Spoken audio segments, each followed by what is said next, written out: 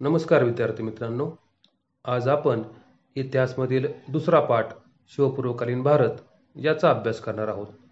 या पाठामध्ये आपण छत्रपती शिवाजी महाराज यांनी हिंदवी स्वराज्य स्थापन करण्यापूर्वीचा भारत कशा प्रकारचा होता, भारतामध्ये कोणकोणत्या प्रादेशिक सत्ता होत्या यांची माहिती आपण या पाठामध्ये करून घेणार आहोत.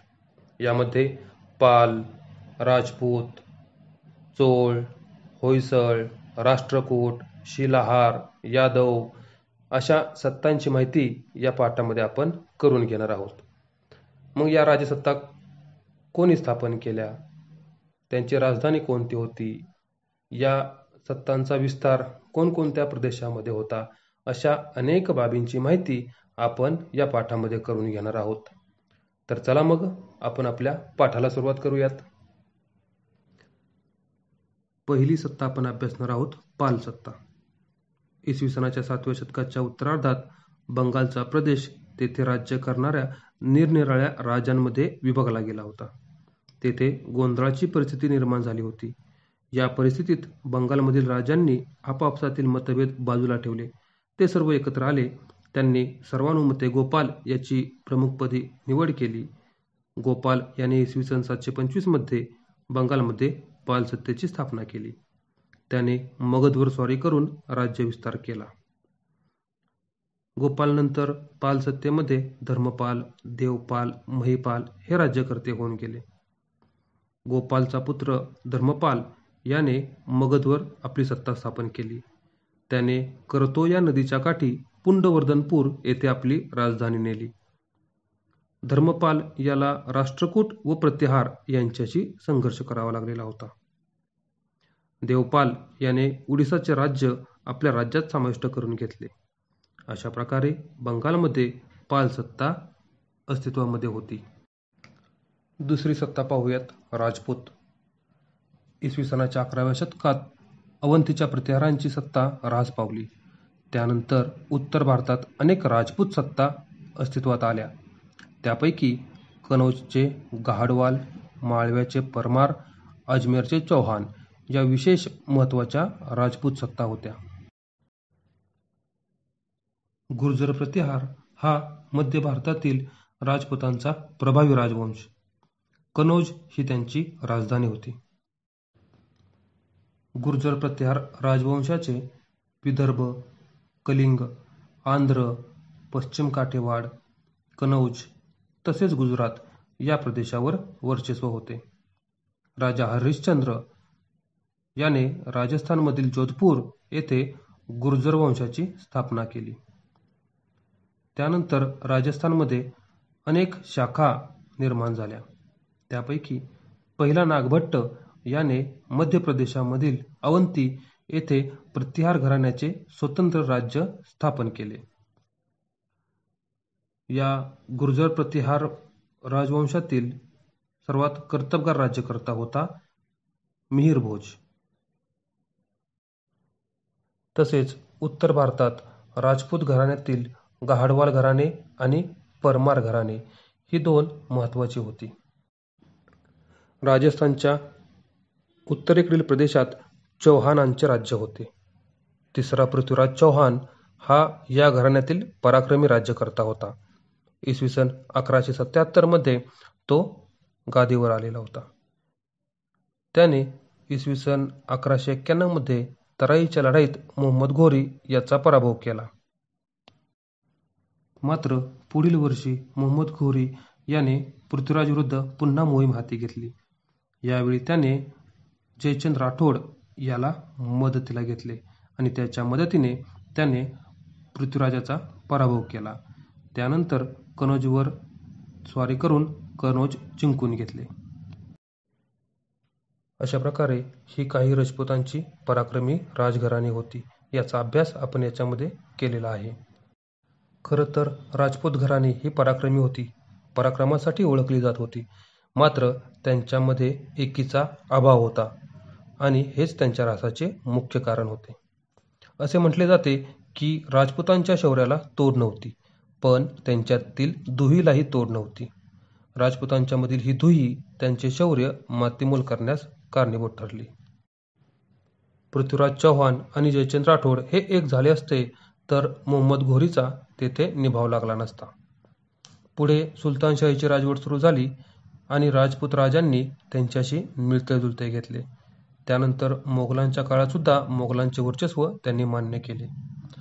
काहीही असले तरी इस्लामी धर्माच्या आक्रमणाखाली चिरडून जाणाऱ्या भारतीय संस्कृतीला वाचवण्यात राजपुतांचा वाटा मोलाचा आहे हे आपल्याला विसरता येणार नाही. पुढची सत्ता पाहूयात, चोळ सत्ता.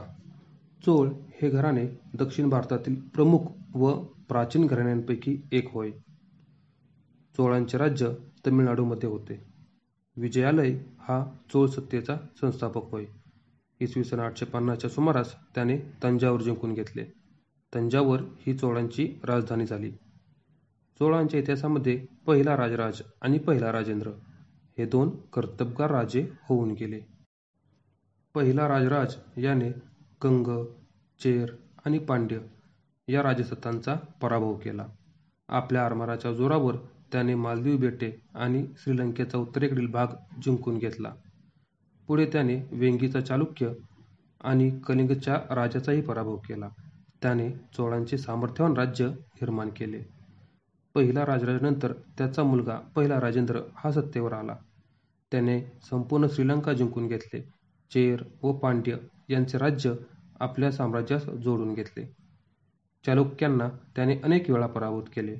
गोदावरी नदी ओलांडून कलिंग, दक्षिण कोसल, पूर्व बंगाल या प्रदेशातील राजांना पराभूत केले. पुढे तो गंगा नदीपर्यंत गेला. या विजयाप्रित्यर्थ त्याने गंगईकोंड असे बिरुद करून घेतले. पुढे त्याने गंगईकोंडचोलपुरम ही नवी राजधानी उभारली. चोळांनी आरमाराच्या जोरावर मालदीव बेटे, श्रीलंका जिंकून घेतले. भारताच्या इतिहासातील अशा स्वरूपाची ही पहिलीच मोठी आरमारी मोहीम होय. कर्नाटकात होयसळ हे प्रमुख राजघराणे होते. या घराण्यातील विष्णुवर्धन या राजाने संपूर्ण कर्नाटक जिंकून घेतला होता. पुढची सत्ता पाहूयात, राष्ट्रकूट. इसवी सनाच्या 8व्या शतकात महाराष्ट्रात राष्ट्रकूट घराण्याचा उदय झाला. राष्ट्रकूट घराण्यातील दंतीदुर्ग हा पहिला पराक्रमी राजा होता. दंतीदुर्गनंतर सत्तेवर आलेला पहिला कृष्ण याने बदामी ही चालुक्यांची राजधानी जिंकून घेतली. त्याने कर्नाटक आणि आंध्र प्रदेशचा काही भाग आपल्या राज्यात समाविष्ट केला. इसवी सन 794 मध्ये गादीवर आलेला तिसरा गोविंद या राजाच्या कारकिर्दीत राष्ट्रकूट सत्ता ही कनौजपासून रामेश्वरपर्यंत पसरली. त्याचा मुलगा अमोघ वर्ष याने सोलापूरजवळ मालखेड हे नवे नगर बसवले. ते राजधानीचे केंद्र झाले. पुढे तिसरा कृष्ण याने अलाहाबादपर्यंतचा प्रदेश जिंकून घेतला. त्याने चोळ राजांनी दिलेले आव्हान मोडून काढले. 10व्या शतकात चालुक्य राजा तैल याने राष्ट्रकूटांचा पराभव केला. पुढची सत्ता पाहूयात, शिलाहार. शिलाहारांची 3 घराणी पश्चिम महाराष्ट्रात उदयास आली. पहिले घराणे हे उत्तर कोकणातील ठाणे आणि रायगड या जिल्ह्यावर राज्य करत होते. त्यांची राजधानी होती पुरी म्हणजेच आत्ताची राजापुरी. अरबी समुद्रावर त्यांचे वर्चस्व होते. दुसरे घराणे हे दक्षिण कोकणात राज्य करत होते. त्यांची राजधानी होती बलिपत्तन म्हणजेच सध्याचे रत्नागिरी जिल्ह्यातील खारेपाटण या ठिकाणी. तर तिसऱ्या घराण्याने कोल्हापूर, सातारा, सांगली व बेळगाव या जिल्ह्यातील काही भागांवर राज्य केले. त्यांची राजधानी होती वळीवाड.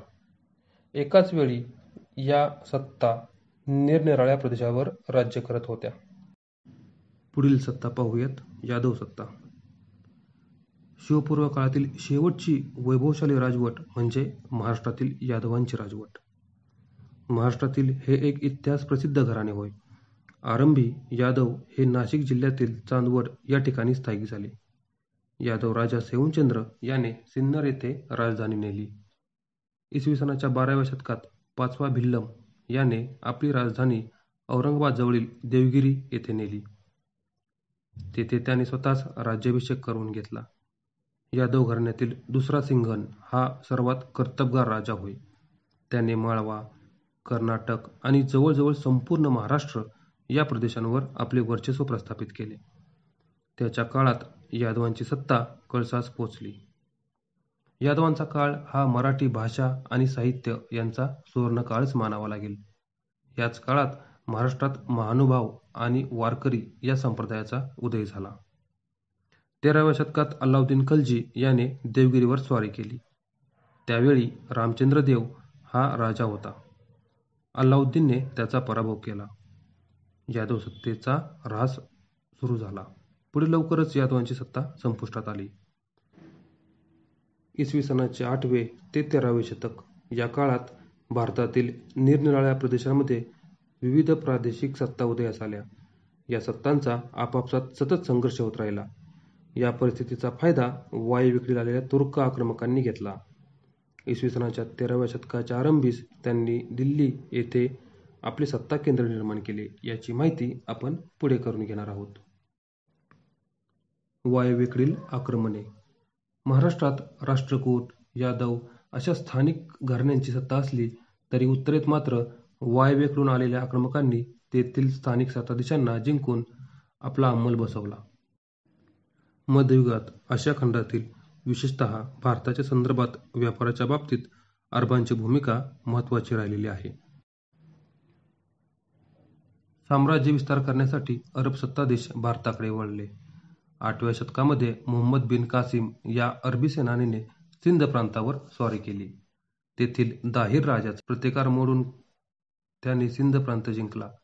या स्वारीमुळे अरबांचा भारताशी राजकीय संबंध प्रथमच आला. यापुढील काळात मध्य आशियातील तुर्क, अफगाण, मुघल हे लोक भारतात आले आणि त्यांनी भारतात आपली सत्ता स्थापन केली. इसवी सनाच्या 11व्या शतकात भारतावर तुर्कांची आक्रमणे होऊ लागली. ते आपल्या सत्तेचा विस्तार करत भारताच्या वायव्य सरहद्दीपर्यंत आले. गझनीचा सुलतान महमूद याने भारतावर अनेक स्वाऱ्या केल्या. या स्वाऱ्यात त्याने मथुरा, वृंदावन, कनौज, सोमनाथ येथील संपन्न मंदिरे लुटून तेथील प्रचंड संपत्ती आपल्याबरोबर नेली. बख्तियार खलजी याने जगप्रसिद्ध नालंदा विद्यापीठातील समृद्ध ग्रंथालय जाळून टाकले. प्राचीन काळात भारतामध्ये प्रचंड संपत्ती होती आणि या संपत्तीचं आकर्षण हे परकीय आक्रमकांना होतं. त्यामुळे त्यांनी भारतावर आक्रमणे केली आणि भारतातून प्रचंड संपत्ती लुटून नेली. काही सत्ताधीश हे पुन्हा मायदेशी गेले, मात्र काही सत्ताधीश हे भारतातच राहिले आणि त्यांनी आपली सत्ता भारतामध्ये स्थापन केली. अशा सत्ताधीशांची माहिती आपण पुढील भागामध्ये करून घेणार आहोत. अशा प्रकारे आज आपण इसवी सनाच्या 8व्या शतकापासून ते 13व्या शतकापर्यंतच्या काळातील भारतातील विविध प्रादेशिक सत्ता, त्यामध्ये पाल, राजपूत, चोळ, होयसळ, राष्ट्रकूट, शिलाहार, यादव यांची माहिती या ठिकाणी आपण करून घेतली. यावर आधारित एक तक्ता तुम्ही सर्व विद्यार्थ्यांनी तयार करायचा आहे. त्याच्यामध्ये तुम्हाला सत्ता, त्या सत्तेचा संस्थापक राजा, त्या सत्तेची राजधानी, त्या सत्तेमधील कर्तबगार राज्यकर्ते आणि त्या सत्तेचा राज्यविस्तार कोणकोणत्या प्रदेशामध्ये झालेला होता याची माहिती तुम्हाला त्या तक्त्यामध्ये लिहायची आहे. उदाहरण म्हणून एका सत्तेची माहिती या ठिकाणी आपण करून घेऊयात, म्हणजे तुम्हाला इतर सत्तांची माहिती त्या पद्धतीने मिळवता येईल. पहिल्यांदा आपण अभ्यासली पाल सत्ता. या पाल सत्तेची माहिती आपण त्या तक्त्यामध्ये लिहूयात. सत्ता पाल, संस्थापक राजा गोपाल, राजधानी पुंडवर्धनपूर, या सत्तेतील कर्तबगार राज्यकर्ते धर्मपाल, देवपाल, या सत्तेचा राज्यविस्तार हा बंगाल या प्रदेशामध्ये होता. अशा प्रकारे तुम्हाला इतर सत्तांची माहिती मिळवायची आहे. यासाठी तुम्ही इंटरनेटचा सुद्धा वापर करू शकता आणि या पद्धतीने ही माहिती तयार करून त्या तक्त्याचा फोटो तुम्ही मला पाठवायचा आहे. त्याचबरोबर आपण जो घटक अभ्यासला त्याच्यावर आधारित एक 10 मार्काची ऑनलाईन टेस्ट तुमची घेतली जाणार आहे. याच्यामध्ये सर्वांनी सहभाग घ्या. धन्यवाद.